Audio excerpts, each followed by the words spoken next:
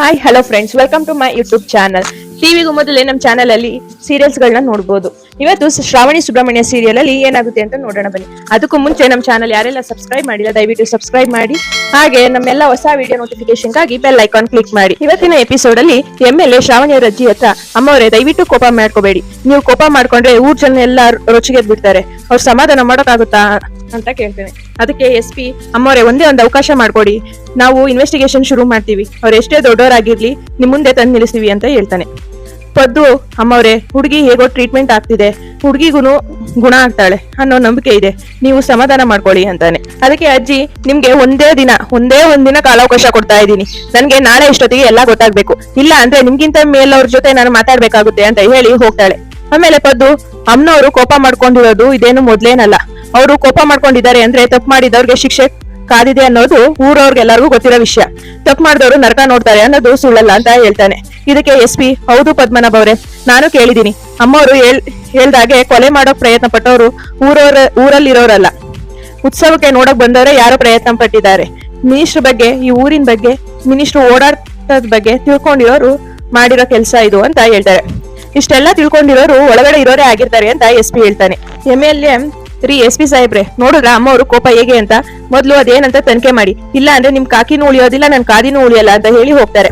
ಇನ್ನೊಂದ್ ಕಡೆ ಶ್ರಾವಣಿ ಬ್ಲಡ್ ಕೊಡ್ತಾ ಇರ್ತಾಳೆ. ಅಲ್ಲೇ ಇದ್ದ ಸಿಸ್ಟರ್ ಸುಬ್ಬುಗೆ, ನೀವು ಮಿನಿಸ್ಟರ್ PA ಅಲ್ವಾ ಅಂತ ಕೇಳ್ತಾಳೆ. ಮಿನಿಸ್ಟರ್ ಇಂದ ಏನಾದ್ರು ಕೆಲಸ ಆಗ್ಬೇಕು ಅಂದ್ರೆ ನಿಮ್ಗೆ ಕಾಲ್ ಮಾಡ್ಬೋದಾ ಅಂತಾಳೆ. ಅದಕ್ಕೆ ಸುಬ್ಬು, ಖಂಡಿತ ಮಾಡ್ಬೋದು, ಆದ್ರೆ ಆ ಕೆಲಸ ಲೀಗಲ್ ಆಗಿ ನ್ಯಾಯವಾಗಿರ್ಬೇಕು ಅಷ್ಟೇ ಅಂತ ಹೇಳ್ತಾನೆ. ಅವಾಗ ನಿಮ್ಗೆ ಯಜಮಾನ್ರು ಸಹಾಯ ಮಾಡ್ತಾರೆ ಅಂತ ಹೇಳ್ತಾನೆ. ಅದಕ್ಕೆ ಸಿಸ್ಟರ್, ಹಾಗಿದೆ ನಿಮ್ ನಂಬರ್ ಸಿಗುತ್ತಾ ಅಂತ ಕೇಳ್ತಾಳೆ. ಅದಕ್ಕೆ ಶ್ರಾವಣಿ ಕೇಳಿ ಕೋಪ ಮಾಡ್ಕೊತಾಳೆ.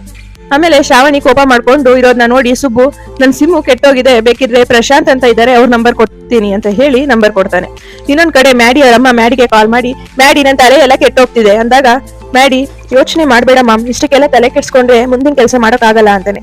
ಅದಕ್ಕೆ ಮ್ಯಾಡಿ ಅವರಮ್ಮ, ಮುಂದಿನ ಕೆಲ್ಸನ ಮುಂದೆ ಏನಿದೆ ಮಾಡೋಕೆ ಮ್ಯಾಡಿ, ಈ ಮುದ್ಕಿನ ನೀನು ಸಾಮಾನ್ಯದವಳು ಅನ್ಕೋಬೇಡ, ಅವಳು ಇಲ್ಲಿದ್ದೆ ಡೆಲ್ಲಿನೇ ನಡ್ಕೋ ಅಷ್ಟು ಕೆಪಾಸಿಟಿ ಇದೆ, ಅವ್ಳಿಗೆ ಡಿಸ್ಟ್ರಿಕ್ಟ್ SP MLA ಎಲ್ಲ ಅವಳು ಮುಂದೆ ಕೈ ಕಟ್ಕೊಂಡು ನಿಂತಿದ್ದಾರೆ ಗೊತ್ತಾ ನಿನಗೆ, ಇಡೀ ಡಿಪಾರ್ಟ್ಮೆಂಟೇ ಈ ಕೇಸ್ನ ಸೀರಿಯಸ್ ಆಗಿ ತಗೊಂಡಿದೆ, ಒಂದೇ ದಿನದಲ್ಲಿ ಇದನ್ನೆಲ್ಲ ಮಾಡಿದ್ ಯಾರು ಅಂತ ಗೊತ್ತಾಗ್ಬೇಕು ಅಂತ ಆರ್ಡರ್ ಮಾಡಿದಾಳೆ ಈ ಮುದುಕಿ ಅಂತ ಹೇಳ್ತಾಳೆ.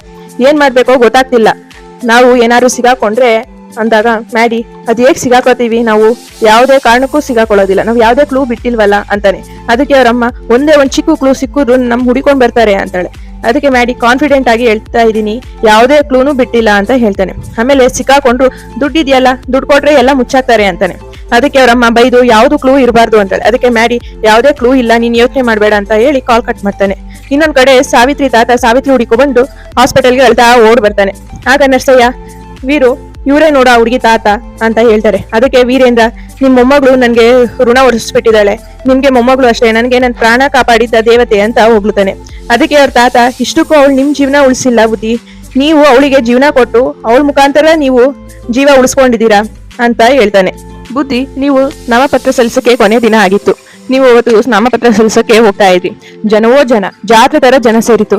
ಆ ಹೊತ್ನಲ್ಲಿ ನನ್ನ ಮೊಮ್ಮಗಳಿಗೆ ಹಾವು ಕಚ್ಚಿ ಜ್ಞಾನ ತಪ್ಪಿ ಬಿದ್ದಾಗ ನೀವು ನನ್ನ ಮೊಮ್ಮಗಳನ್ನ ಹಾಸ್ಪಿಟಲ್ ಸೇರಿಸಿ ಜೀವ ಉಳಿಸಿದ್ರಲ್ಲ ಬುದ್ಧಿ, ನನ್ನ ಮೊಮ್ಮಗಳಿಗೆ ನೀವೇ ದೇವ್ರು, ನಿಮ್ ನೆನೆಸ್ಕೊಂಡಿದ್ದ ದಿನನೇ ಇಲ್ಲ, ನೀವು ಚೆನ್ನಾಗಿರ್ಬೇಕು ಅಂತ ರಥ ಎಲ್ಲ ಮಾಡ್ತಾಳೆ ಅಂತ ತಾತ ಹೇಳ್ತಾರೆ. ಇನ್ನೊಂದ್ ಕಡೆ ವಂದನ ಅವ್ರ ಗಂಡಂಗೆ ಕಾಲ್ ಮಾಡಿ, ರೀ ಅಲ್ಲಿ ಎಲ್ಲ ಹೇಗಿದೆ, ಆ ಹುಡುಗಿ ಹೇಗಿದ್ದಾಳೆ ಅಂತ ಕೇಳ್ತಾಳೆ. ಹಾಗೆ ಇವಾಗ ಶ್ರಾವಣಿ ಎಲ್ಲಿದ್ದಾಳೆ ಅಂದಾಗ, ಬ್ಲಡ್ ಕೊಡಕ್ ಹೋಗಿದ್ದಾಳೆ, ಏನ್ ವಿಷಯ ಅಂತ ಕೇಳ್ತಾನೆ. ಅದಕ್ಕೆ ಆಮೇಲೆ ಸುಬ್ಬು ಎಲ್ಲಿ ಅಂದಾಗ, ಸುಬ್ಬುನು ಅಲ್ಲೇ ಇದ್ದಾನೆ, ಯಾಕೆ ವಂದನ, ಯಾಕೆ ಈಗ ಕೇಳ್ತಾ ಇದೀಯಾ ಅಂತ ಹೆಂಡ್ತಿನ ಕೇಳ್ತಾನೆ.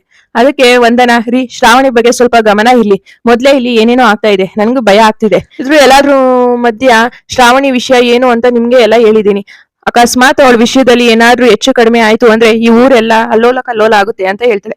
ಅದಕ್ಕೆ ಅವಳ ಗಂಡ, ಯಾಕೆ ವಂದನ ನೆಗೆಟಿವ್ ಆಗೇ ಹೇಳ್ತೀಯಾ, ಆತರ ಏನು ಆಗಲ್ಲ ಅಂತಾನೆ. ಸರಿ, ಈ ವಿಷಯ ಆಮೇಲೆ ಮಾತಾಡೋಣ, ಶ್ರಾವಣಿನ ನಾನು ನೋಡ್ಕೋತೀನಿ ಅಂತ ಹೇಳಿ ಕಾಲ್ ಕಟ್ ಮಾಡ್ತಾನೆ. ಇನ್ನೊಂದ್ ಕಡೆ ಶ್ರೀವಲ್ಲಿ ಅವರಮ್ಮ ಅವ್ರ ಗಂಡಂಗೆ ವೆಯ್ಟ್ ಮಾಡ್ತಾ ಇರ್ತಾರೆ. ಹಾಗೆ ಅವರೆಲ್ಲ ಮಾತಾಡುವಾಗ ಶ್ರೀವಲ್ಲಿ ಅವರಪ್ಪ ಬರ್ತಾರೆ. ಜಾತಕ ಕೂಡುವಂತ ಗುರುಗಳು ಏನಂದ್ರು ಅಂತ ಕೇಳ್ತಾಳೆ. ಅದಕ್ಕೆ ಅವ್ರ ಗಂಡ, ಏನು ತೊಂದ್ರೆ ಇಲ್ಲ, ಇಬ್ರು ಮದ್ವೆ ಆದ್ರೆ 100 ಕಾಲ ಬಾಳ್ತಾರೆ ಅಂದ್ರು ಅಂತ ಹೇಳ್ತಾನೆ. ಆದಷ್ಟು ಬೇಗ ಮದ್ವೆ ಮಾಡಿ ಅಂತ ಹೇಳಿದ್ರು ಗುರುಗಳು ಅಂತ ಹೇಳ್ತಾನೆ. ಇನ್ನೊಂದ್ ಕಡೆ ಸಾವಿತ್ರಿಗೆ ಡಾಕ್ಟರ್ ಆಪರೇಷನ್ ಮಾಡಿ ಬುಲೆಟ್ ಹೊರಗಡೆ ತೆಗಿತಾರೆ. ಇನ್ನೊಂದ್ ಕಡೆ ಶ್ರಾವಣಿ ತಲೆ ಸುತ್ತಾ ಇದೆ ಅಂತ ನಾಟಕ ಮಾಡಿ ಸುಬ್ಬು ತೋಳಲ್ಲಿ ಮಲಗ್ತಾಳೆ.